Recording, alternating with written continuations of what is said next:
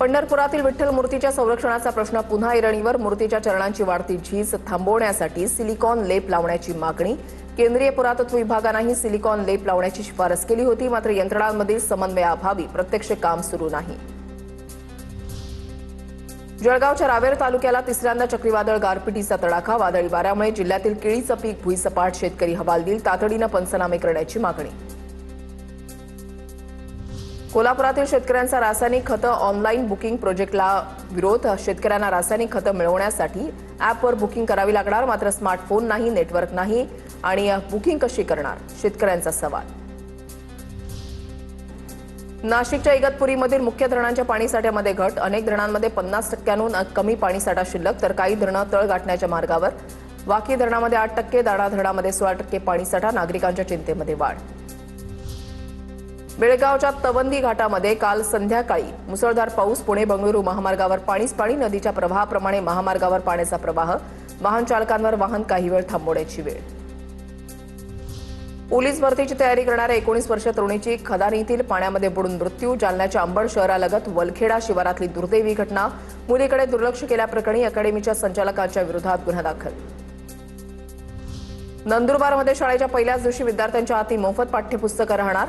शिक्षणाधिकारी भानुदास रोकडे यांची माहिती. तर 7 जूनपासून पुस्तक वितरण होणार असून 2,60,000हून अधिक पुस्तकं विद्यार्थ्यांना दिली जाणार.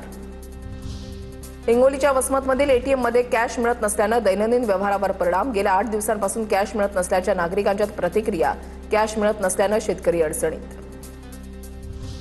नंदुरबार गुजरातला जोडण्यासाठी नवीन 2 महामार्ग तयार करण्यासाठी प्रस्ताव तयार. यामुळे शहादा डेडियापाडा आणि नंदुरबार जळगाव महामार्गांना चालना मिळणार. या नव्या महामार्गांमुळे व्यापार आणि पर्यटनाला सुद्धा मोठा आधार मिळणार.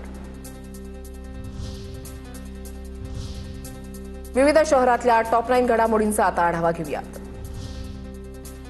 राज्यात दूध आणि दुग्धजन्य पदार्थांमध्ये मोठ्या प्रमाणावर भेसळ. हीच भेसळ हद्दपार करणार. अन्न आणि औषध प्रशासन विभागाचे आयुक्त तुकाराम मुंढेंची डेअरी उद्योगाच्या शिष्टमंडळाला ग्वाही. समृद्धी महामार्गावर 42,50,000 रुपयांचा प्रतिबंधित गुटखा जप्त. अन्न आणि औषध प्रशासन विभागाची कारवाई. इंदोरहून पुण्याकडे जाणारे वाहन अडवून कारवाई. दौलताबाद पोलीस ठाण्यामध्ये गुन्हा दाखल. नागपुरात अन्न आणि औषध प्रशासन विभागाची मोठी कारवाई. धंतोलीमधील त्वचा लेझर आणि केस प्रत्यारोपण केंद्रावर एफडीएचा छापा. कारवाईमध्ये 65 लाखांहून अधिक किमतीचा अवैध औषध साठा जप्त. अकोला ते दर्यापूर रोडवरील खरब इथे ट्रकची दुचाकीला धडक. धडकेमध्ये नवरा बायकोचा जागीच मृत्यू, तर ट्रक चालक फरार. अपघातानंतर ट्रक चालक वाहनासह घटनास्थळावरून फरार. पुलाचा कठडा तोडून ट्रक थेट नदीमध्ये कोसळला. नांदगाव मालेगाव रस्त्यावरील नाग्या साक्या पुलावरची घटना. अपघातामध्ये सुदैवानं जीवितहानी झाली नाही. अपघातामध्ये वाहन चालक किरकोळ जखमी. पाण्याच्या शोधामध्ये भटकंती करणाऱ्या काळविटाचा मृत्यू. नांदगाव शहरातील लेंडी नदीपात्रामध्ये मृतावस्थेत आढळले. मृतांच्या हल्ल्यामध्ये काळविटाचा मृत्यू झाल्याचा वनविभागाचा प्रथमदर्शनी अंदाज. नागपुरात ढगाळ वातावरणातही नागरिकांना उष्णतेचा त्रास. काही दिवसांपासून विदर्भात ऊन सावल्यांचा खेळ सुरू. गुरुवारी ब्रह्मपुरी इथे राज्यामध्ये सर्वाधिक 44.2 अंश सेल्सिअस तापमानाची नोंद, तर नागपूरच्या तापमानाचा पारा 42.6 अंशांवर.